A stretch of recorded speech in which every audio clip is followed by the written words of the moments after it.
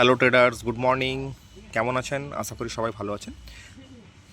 ভিডিওর প্রথমে বলি, আমরা যে রেকমেন্ডেশন করে থাকি ওটা কিন্তু আমাদের কোনো বাই বা সেল রেকমেন্ডেশন নয়। আপনারা আপনাদের ফিনান্সিয়াল অ্যাডভাইসদের কাছ থেকে অ্যাডভাইস নিয়ে কিন্তু স্টকে বা অন্য কোথাও কিন্তু ইনভেস্টিং করবেন। ওকে, তো ব্যাপারটা হচ্ছে কি, আজকে যে আমরা ইম্পর্ট্যান্ট টপিক্সটা নিয়ে আলোচনা করব ওটা হচ্ছে আপনাদের index trading versus stock trading. Okay, index trading versus stock trading. Okay, তো ইন্ডেক্স ট্রেডিংটা কি? ইন্ডেক্স ট্রেডিং হলো যেটা আমরা চার্টটা খুলে রেখেছি, আমাদের যে মেন ইন্ডেক্স ওটা হচ্ছে নিফটি 50। যদি আমরা একে নিফটি 50কে যদি আমরা ট্রেড করি তাহলে ওটা হচ্ছে ইন্ডেক্স ট্রেডিং, এবং এটা দু রকম উপায় কিন্তু ট্রেড করা যায়। একটা হচ্ছে ফিউচার অ্যান্ড অপশান, আর একটা হচ্ছে ক্যাশ মার্কেটে কিন্তু আমরা ইটিএফের মাধ্যমে কিন্তু ট্রেডটা করতে পারি নিফটি 50 ইন্ডেক্স। ওকে, এবং স্টক ট্রেডিং তো আপনারা প্রত্যেকেই জানেন যে আমরা স্টক ট্রেডিং বলতে আমরা যে সমস্ত স্টকগুলো আলোচনা করে থাকি, যেমন ধরুন অ্যাপোলো টায়ার্স বা আপনাদের ওয়েলস্পান কর্পোরেশন, তো এই টাইপের যে সমস্ত স্টকে আমরা ট্রেড করি ওটা হচ্ছে স্টক ট্রেডিং। ওকে, তো এই দুটো ট্রেডিং যে সিস্টেম রয়েছে এদের মধ্যে ডিফারেন্সিয়েট করার চেষ্টা করব এবং দেখব যে কোনটা হচ্ছে রিস্কি ব্যাপার বা risky risky asset for trade. Okay, যদি আমরা লং টার্ম ইনভেস্টমেন্ট করে থাকি তাহলে কিন্তু দুটোই কিন্তু বেস্ট। আপনি নিফটি 50কেও ট্রেড করতে পারেন বা ইনভেস্টিং পারপাসে নিতে পারেন, বা আপনি যদি স্টক তুলে রাখেন, ধরুন আমি অ্যাপোলো টায়ার্সের কিছুগুলো স্টক তুলে রাখলাম নেক্সট 5 ইয়ার্স, তাহলে কিন্তু আপনি পজিটিভ ট্রেড কিন্তু আপনি কিন্তু পজিটিভই কিন্তু থাকবেন। ওকে, তো যেহেতু আমরা শর্ট টার্ম ট্রেডের কথা বলে থাকি বা শর্ট টার্ম ট্রেডিং মেন্টালিটি নিয়ে যদি আমরা হাঁটার চেষ্টা করি, তাহলে কোনটা আমাদের বেস্ট হবে, আমাদের ভালোভাবে শ্যুট করবে ট্রেডিং পারপাসে। ওকে, তো চলুন দেখে নেওয়া যাক। এটা হলো নিফটি 50 চার্ট। দেখুন নিফটি 50 গত ট্রেডিং সেশনে কিন্তু 1.5% কিন্তু ডাউন চলে গেল। ওকে, তো এর কারণটা হচ্ছে কি, আমাদের ইউএস মার্কেটে যে আমাদের ডোনাল্ড ট্রাম্প মহাশয় রয়েছেন, উনি কিন্তু যে কোনো সময় এমন এমন নিউজ বের করেন, ওনার মানে কথাতে কিন্তু মার্কেটের উতার চড়াও কিন্তু প্রচণ্ডভাবে হয়ে থাকে, অর্থাৎ মার্কেট কিন্তু প্রচণ্ডভাবে আপ ডাউন করতে থাকে ওনার কথাতে। ওকে, তো সেই জন্য ব্যাপার যেটা আমরা দেখলাম, দেখুন নিফটি 50 ইন্ডেক্স কিন্তু 1.5% মাইনাস, এবং অনুরূপভাবে আমাদের যে স্টকগুলো ছিল তার মধ্যে দেখুন সবগুলো প্রায় কিন্তু আপনার 3% 4% করে কিন্তু মাইনাস। দেখুন নিফটি আমাদের যে অ্যাপোলো টায়ার দেখছি, দেখুন 3% মাইনাস।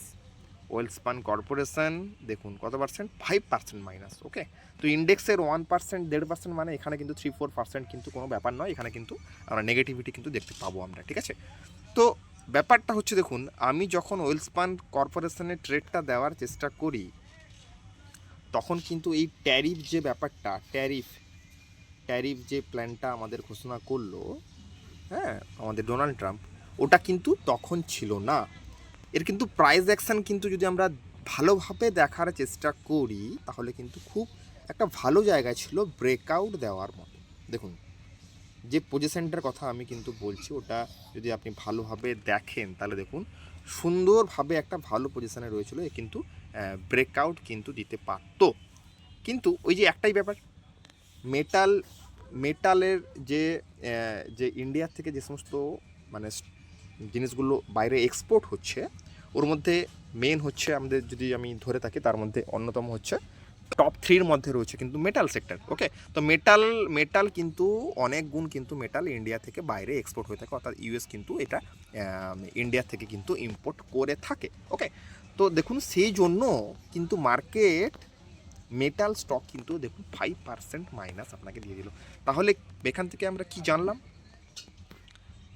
প্রাইস অ্যাকশন সঠিক হওয়া সত্ত্বেও স্টকটা কিন্তু আমাদের তেমনভাবে রেজাল্ট দিল না। দেখুন স্টক কিন্তু ডাউন সাইড। ওকে, তো অনুরূপভাবে যদি আমি নিফটি 50কে দেখার চেষ্টা করি, ওটাও কিন্তু ডাউন সাইড গেছে।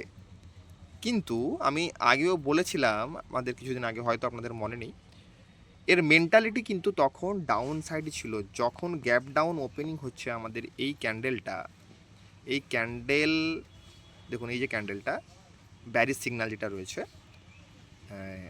দেখুন এই যে ক্যান্ডেলটা আপনাদের পয়লা এপ্রিলের যে ক্যান্ডেলটা, এটা দেখুন টোটাল কিন্তু barriers sentiment, gap down opening এবং পুরো ব্যারিস সিগন্যাল। ওকে, তো এখানে কিন্তু আমাদের নিফটি ফিফটিকে যদি আমরা ট্রেড করতাম তাহলে কিন্তু এখানে কোনো অংশে কিন্তু এখানে ট্রেড কিন্তু আমাদের তৈরি হয়নি।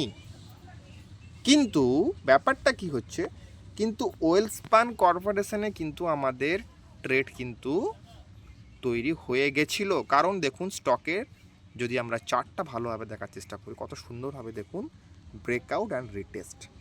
যদি এই নিউজটা না আসতো তাহলে কিন্তু স্টকটি ভালো পারফরম্যান্স, মানে 70 থেকে 80% কিন্তু আমরা বলতে পারতাম যে স্টকটা কিন্তু ভালো রেজাল্ট করতো। আমরা কিন্তু 100% কোনো কথা কিন্তু আমরা বলতে পারি না কোনো একটা স্টকের রেকমেন্ডেশন। ওকে, তো কারণটা কি হলো? কারণ দেখুন স্টক, ব্যাপারটা হচ্ছে স্টক কিন্তু ডিপেন্ড করে থাকে আপনার নিউজের উপরে। এখান থেকে এটাই বোঝা যাচ্ছে, দেখুন স্টক কিন্তু ডিপেন্ড করে আছে নিউজের উপরে। ওই জন্যই কিন্তু দেখুন স্টকটা এত ভালো প্রাইস অ্যাকশন থাকা সত্ত্বেও কিন্তু নেগেটিভ সিগন্যাল দিল, নেগেটিভিটি কিন্তু দেখালো। অনুরূপভাবে দেখুন অ্যাপেলো টায়ার, দেখুন দেখুন যেহেতু অ্যাপেলো দেখুন টায়ার সম্বন্ধে কোনো কিন্তু ব্যাপার নেই, কিছু মানে কোনো কিন্তু মার্কেটে নিউজ নেই, কিন্তু এটাও দেখুন যেহেতু সমস্ত স্টক পড়ছে এটাও কিন্তু নেগেটিভ ট্রেন্ড দিয়ে দিল। দেখুন অলমোস্ট 3%-এর ওপরে কিন্তু নেগেটিভ ট্রেন্ড, নেগেটিভ সিগন্যাল কিন্তু দিয়ে কিন্তু মার্কেট ডাউন সাইড চলে গেল। ওকে, তো ব্যাপারটা হচ্ছে কি, যদি আমরা স্টকে ট্রেড করতাম তাহলে কিন্তু কোনো অংশে কিন্তু কোথাও কিন্তু আমরা ট্রেড পাইনি। কিন্তু যদি আমি যদি আমি ইন্ডেক্সে ট্রেড করতাম তাহলে কিন্তু কোথাও কিন্তু এখানে আমাদের এন্ট্রি লেভেল কিন্তু কোথাও ছিল না। কিন্তু যদি আমি স্টকে ট্রেড করতাম তাহলে কিন্তু সুন্দরভাবে প্রাইস অ্যাকশন কিন্তু তৈরি করেছিল। দেখুন অ্যাপেলো টায়ারও সুন্দর প্রাইস অ্যাকশন তৈরি করেছিল এবং ওয়েলস্পান কর্পোরেশনও কিন্তু দেখুন টোটাল কিন্তু একটা ভালো জায়গা ছিল উপরে ওঠার মতো। ওকে, তো নিউজের জন্য কিন্তু এই দুটো স্টকই কিন্তু ডাউন সাইড চলে যায়। ঠিক আছে, তো এই হলো ব্যাপার যেটা বলার, যে ইন্ডেক্স ট্রেড কিন্তু আমার মনে হচ্ছে ইন্ডেক্স ট্রেড কিন্তু একটা ভালো জায়গায় রয়েছে ট্রেড করার মতো।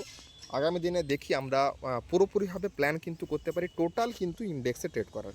টোটাল ইন্ডেক্স দেখুন, স্টক মার্কেটে যদি আপনি স্টক নিয়ে পড়ে থাকেন তাহলে কিন্তু এখানে ট্রেড করা, কিন্তু যদি আপনি শর্ট টার্ম ট্রেড খুঁজেন তাহলে কিন্তু এখানে ট্রেডিং, আপনি তো বুঝতেই পারছেন ট্রেড কিন্তু সবসময় কিন্তু আপনি মেন্টালিটি নিতে পারেন না। আপনার স্টক কিন্তু আপনার প্রাইস অ্যাকশন হিসাবে কিন্তু সবসময় চলতে পারে না। কারণটা কি? কারণটা হচ্ছে স্টক হচ্ছে নিউজ বেস। দেখুন মার্কেটে ক্ষমতা নেই যে একটা পুরো ইন্ডেক্সকে নিউজের মাধ্যমে, যদি কোনোটা ধরুন কোনো একটা স্টক যদি ধরুন পার্টিকুলার, দেখুন সেবারে একটা ব্যাপার হয়তো আপনারা মনে আছে কি না, আল্ট্রাটেক সিমেন্ট কী করেছিল, আল্ট্রাটেক সিমেন্ট একটা ঘোষণা করেছিল যে ওরা নাকি তার সেক্টর অর্থাৎ ওয়্যার সেক্টরে কিন্তু ইন্ট্রোডিউস করবে। ওকে, তো সেই জন্য দেখুন আমাদের যে স্টকগুলো, আমাদের দেখুন পলিক্যাব, যদি আমি পলিক্যাবের স্টকটাকে দেখার চেষ্টা করি তাহলে আমরা দেখব যে দেখুন টোটাল কিন্তু ডাউন সাইড গেছিলো। দেখুন এই যে গ্যাপ ডাউন ওপেনিং এবং কত বড় একটা ব্যারিস সিগন্যাল, দেখুন এই যে ক্যান্ডেলটা, ওকে 27 ফেব্রুয়ারি ক্যান্ডেল, দেখুন এখানে কিন্তু টোটাল কিন্তু দেখুন স্টকটা কিন্তু ডাউন সাইড চলে যায় একদম। মানে যদি বলি আমরা হিস্ট্রিতে প্রথম এই ধরনের শেয়ার এত কমেছে, 18% কিন্তু ডাউন সাইড। ওকে, তো এদিন ঘোষণা করেছিল কি, এদিন হয়েছিল যে আল্ট্রাটেক সিমেন্ট নাকি ওয়্যার সেক্টরে ইন্ট্রোডিউস করছে নিজেকে। ওকে, তো দেখুন সেখান থেকে দেখুন 18% কিন্তু মার্কেট ডাউন, রাতারাতি কিন্তু ডাউন সাইড ওপেনিং হয় এবং টোটাল কিন্তু ব্যারিস সেন্টিমেন্ট নিয়ে নেয়। ওকে, তো ইন্ডেক্স কিন্তু ওই দিন এতটাও কিন্তু ডাউন সাইড যেতে পারবে না, কারণ দেখুন ইন্ডেক্সকে মানে মানে আপ ডাউন করার মতো কিন্তু ক্ষমতা নেই। যদি একটা কোনো পার্টিকুলার স্টক নিয়ে যদি আমরা পড়ে থাকি, ওই স্টক কিন্তু ডাউন সাইড চলে যেতে পারে, কিন্তু ওর ক্ষমতা নেই যে পুরো ইন্ডেক্সটাকে সে নাড়িয়ে দিতে পারে। ওকে, তো আমার বলার কথা হচ্ছে এটাই, ব্যাপারটা হচ্ছে আমরা স্টকের থেকে যদি আমরা ইন্ডেক্স যদি আমরা ট্রেড করে থাকি তাহলে কিন্তু আমার মনে হচ্ছে কোথাও না কোথাও একটা বেটার কিন্তু আমি অপরচুনিটি মানে পেতে পারি। এবং যেহেতু আমাদের প্রাইস অ্যাকশনটা ঠিকঠাকভাবে আমরা আয়ত্ত করার চেষ্টা করছি ডে বাই ডে, তো সেজন্য আমার মনে হচ্ছে যে যদি আমরা ইন্ডেক্স ট্রেড করি ইটিএফের মাধ্যমে তাহলে কিন্তু মনে হচ্ছে কোথাও না কোথাও একটা কিন্তু সেফ বলে আমার মনে হচ্ছে স্টক ট্রেডিংয়ের থেকে। ওকে, তো এই হলো মোটামুটি আজকের ভিডিও। আমার মনে হচ্ছে যদি আমরা আগামী দিনে হয়তো বা চলে আসতে পারি, আমরা স্টককে তুলবো, আমরা স্টক রেকমেন্ডেশন করা বাদ দিয়ে দেবো, স্টক যদি আপনারা তুলতে পারেন, আমি প্রত্যেককেই বলছি স্টক তুলুন লম্বা পারপাস দেখে, লং পারপাস দেখে। যদি রাতারাতি কোনো নিউজ ওই স্টকের চলে আসে, কেন বললাম, যদি রাতারাতি কোনো নিউজ চলে আসে ওই স্টকে, তাহলে কিন্তু রাতারাতি কিন্তু স্টকটি ডাউন সাইড চলে যাবে, গ্যাপ ডাউন ওপেনিং হয়ে কিন্তু আপনার মারাত্মক টাকা কিন্তু লস করে দিতে পারে। ওকে, আর অনুরূপভাবে যদি আমি ইন্ডেক্স কথা বলি, ইন্ডেক্স কিন্তু এতটা ইজি নয়। কোনো একটা নিউজ কিন্তু কোনো স্টকে যদি সেটা কাজ করে, কিন্তু ইন্ডেক্সকে কিন্তু মানে নাড়িয়ে দেওয়ার মতো ক্ষমতা কিন্তু নেই। ইন্ডেক্সের সিগন্যাল কিন্তু আমরা খুবই ভালো মানে ভালোভাবে কাজ করে ইন্ডেক্সের সিগন্যাল, যদি না গ্যাপ আপ গ্যাপ ডাউন হয়ে থাকে। এখানেও রিস্ক রয়েছে, কিন্তু লেস রিস্ক ফ্রম আদার দেন যে স্টক ট্রেডিং। ওকে, তো এইগুলো মোটামুটি আজকের ভিডিও। আশা করি ভিডিওটি আপনাদের ইউজফুল বলে মনে হয়েছে। আর যদি ভিডিওটি ভালো লেগে থাকে তাহলে একটা লাইক বা কমেন্ট অবশ্যই করবেন। ওকে, তো দেখা হচ্ছে পরবর্তী ভিডিওতে। বাই।